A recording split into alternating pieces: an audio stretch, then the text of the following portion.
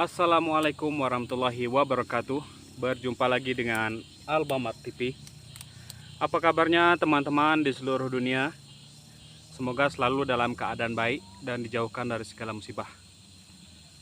Hari ini kita akan sedikit membahas tentang perdebatan antara petani ya. Antara petani seperti kita ini. Apakah yang menjadi pertanyaan itu, apakah tanaman sawit, kelapa sawit akan berbuah, akan tumbuh dengan baik di lahan atau daerah yang dataran tinggi. Contohnya seperti saya ini ya.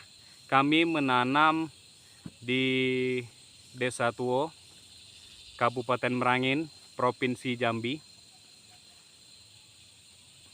di ketinggian 750 mdpl. Dan ada juga yang di kawan-kawan di sini yang menanam di atas 800 hingga 1000 mdpl ya. Berarti termasuk dataran yang tinggi dibanding lahan yang direkomendasikan untuk tanaman sawit. Kalau menurut saya pribadi, di ketinggian yang cukup tinggi ini, sawit yang kita tanam berbuah ya, berbuah bahkan cenderung lebat di usia yang boleh dibilang masih sangat muda, yaitu 29 bulan sudah dilakukan panen perdana dengan varietas yang kita tanam, yaitu varietas DXP TN1 dari PT Bakti Tani Nusantara. Kemudian ada juga anggapan bahwa teman-teman yang lain, sebagian teman-teman mengatakan bahwa sawit di ketinggian yang cukup ekstrim seperti ini untuk tanaman kelapa sawit, kebun mereka lambat berbuah katanya. Lambat berbuah dan boleh dibilang pertumbuhannya terlambat 1 tahun dibanding di daerah yang dataran rendah.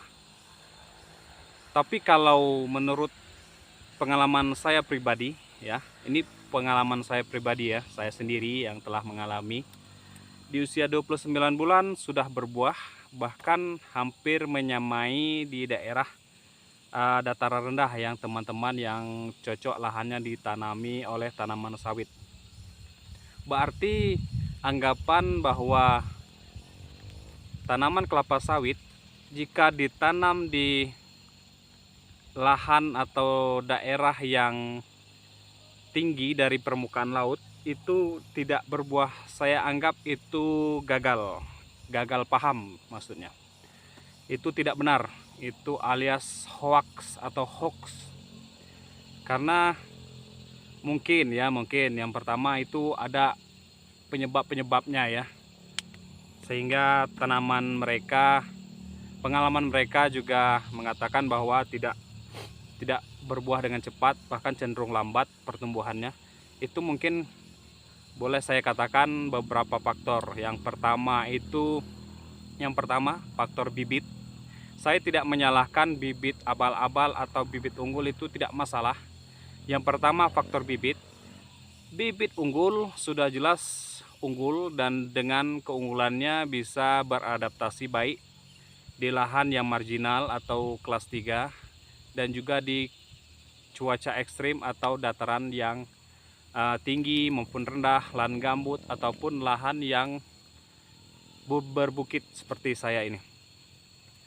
Kemudian yang kedua setelah faktor bibit, yaitu faktor dari cara kita merawat kebun ya, cara kita. Karena perawatan itu sangat penting. Bibit unggul sekalipun jika tidak kita rawat dengan baik, maka hasilnya juga tidak akan unggul. maka hasilnya tidak akan seperti hasil tanaman unggul ya. Makanya perawatan itu sangat baik. Perawatan itu apa saja? Dimulai dari saat kita menanam, pastikan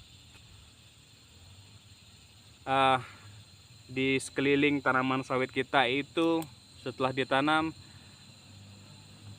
bersih ya, pastikan bersih dan jangan sampai terjadi rumput atau semak itu lebih tinggi dari tanaman kita, sehingga tanaman kelapa sawit kita tidak tumbuh dengan baik akibat dari tercekik oleh hama rumput ya, tanaman rumput. Boleh saya katakan hama karena mengganggu ya. Kemudian perawatan itu ada lagi yang namanya sering mengontrol kebun. Sering mengontrol. Makanya saya membuat video di YouTube ini karena yang pertama ingin melihat kebun dari hari ke hari, minggu ke minggu, bulan ke bulan, bahkan tahun ke tahun. Berarti setiap minggunya itu saya upload video, berarti saya pergi ke kebun melihat tanaman. Karena tanaman itu adalah makhluk hidup, teman-teman. Karena tanaman itu adalah makhluk hidup yang dapat merasakan kehadiran makhluk hidup sesama makhluk hidup. Saya beranggapan bahwa tanaman sawit ini dengan kehadiran kita sering menjenguk mereka atau berkunjung ke kebun, sekalian membersihkan, merawat dengan baik, itu sama saja kita sedang berinteraksi dengan mereka. Berarti kita sedang mengurus mereka. Mereka juga akan tumbuh dengan baik jadinya. Itu. Kemudian ini banyak yang beranggapan bahwa menjadi petani sawit sulit karena bertanam sawit itu memerlukan biaya pupuk yang besar. Memang sangat besar biayanya, saya akui besar biaya, tapi kalau kita pandai-pandai atau pintar-pintar kita lah ya, bisa memanage atau mengatur supaya bagaimana jangan sampai tanaman kita ini tidak makan sama sekali. Contohnya saya saja di awal-awal video dulu saya tanam tidak menggunakan pupuk sama sekali, bahkan tidak menggunakan kapur dolomit. Tapi perlahan saya kasih urea dengan dengan tanaman berusia 1 bulan saya kasih urea hanya sedikit, palingan 1 ons per pokoknya. Kemudian di 3 bulan atau 4 bulan saya kasih lagi, naik jadi 2,5 on atau 1/4 kilo per pokok kasih urea. Berarti kan sedikit-sedikit, tidak terlalu banyak. Bahkan di usia yang sudah mulai memasuki masa panen atau TM1 ini, saya masih menggunakan pupuk yang murah, yaitu pupuk Ponska yang bersubsidi, yang kalau persaknya itu yang isi 50 kilo itu harganya 180.000 di kita. Bandingkan dengan pupuk Mutiara itu, pupuk Sultan, KCL dan lain-lainnya itu. Mutiara saja lah ya, NPK Mutiara itu di harga di daerah kami ini sampai 800.000. Bandingkan dengan NPK yang Ponska hanya 180.000, berarti 4 kali lipat lebih, 4 kali lipat bahkan 5 kali lipat lebih murah dibanding NPK yang Sultan itu ya. Tapi alhamdulillah, seperti teman-teman lihat di channel YouTube kita ini, itu sudah melakukan panen 3 kali di usia 30 bulan ini.